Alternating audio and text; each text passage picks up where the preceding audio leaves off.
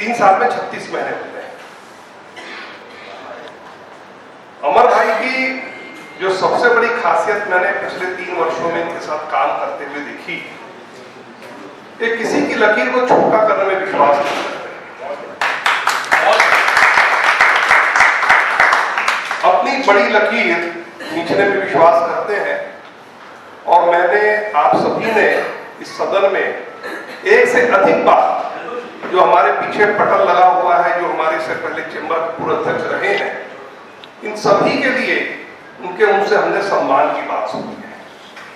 और उन्होंने कहा है हमेशा कि हमारे पूर्व अध्यक्षों ने चेंबर के जिस सम्मान, जिस गरिमा का कायम किया है, उसको कायम रखते हुए काम करना है। जो हमारे पुरखों ने पौधा लगाया, जिसको आज हम गर्व से कह रहे हैं कि 10,000 सदस्य हमने एक साथ जोड़े, जो बहुत बड़ी उपलब्धि है। मुझे याद है कलेक्टर नजीब जंग साहब हुआ करते थे रायपुर में, और एक बार किसी मुद्दे पर रायपुर बंद का आह्वान हुआ, चेंबर उनके पास गया, चेंबर के जो भी तत्कालीन पदाधिकारी थे, और नजीब संघ साहब ने चेंबर से बात करते समय जितने विभाग होते थे, मंडी, सेल टैक्स, उड़न दस्ता, इनकम टैक्स, सारे अधिकारियों के कोने में बैठा के रखा हुआ था। और चेंबर के अधिकारियों ने कहा कि ये धौस जो आपने यहाँ बैठा रखी है, रायपुर बंद होता कि नहीं होता, जरूर बंद होता।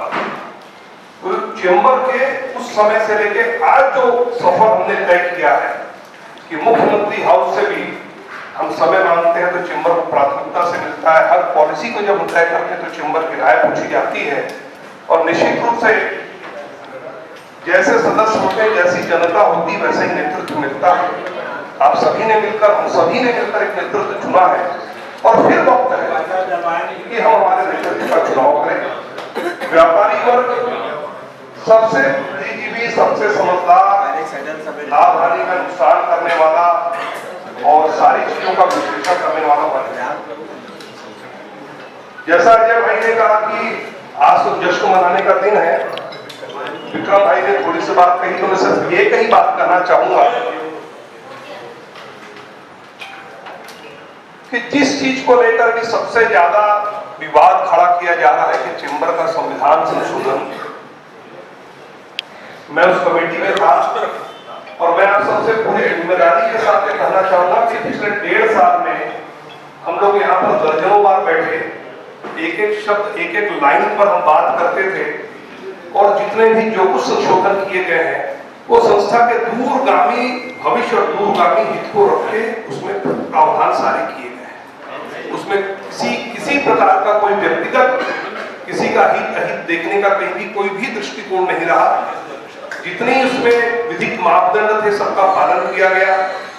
मैं आपको सिर्फ एक ही बात बताना चाहूंगा, हमारे पुराने संविधान की पहली लाइन में लिखा हुआ था कि अध्यक्ष, महामंत्री, कोषाध्यक्ष का प्रत्याशी रायपुर की सभी विधानसभा क्षेत्र का निवासी होना चाहिए।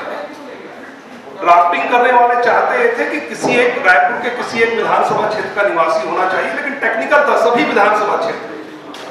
तो यदि हम उस चीज को लेकर चलते तो अभी भी हम उस पर खड़े नहीं उतर सकते थे। हम सब ने देखा था पिछले कार्यकाल में हमारे तत्कालीन अध्यक्ष महोदय ने इस्तीफा दे दिया, और 3 महीने चेंबर में संवैधानिक संकट की स्थिति उत्पन्न हो गई।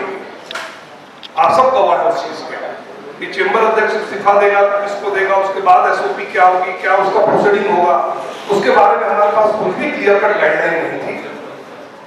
तो ऐसी आकस्मिक परिस्थितियों के लिए भी बहुत सोच विचार कर उसमें व्यवस्था निश्चित की गई है। अब अमर भाई देख रहे हैं कि आज मैं लंबा पीरियड लेने लगा हूं। आप सभी को बहुत बड़ा केक रखा हुआ है, हम सब देखना कब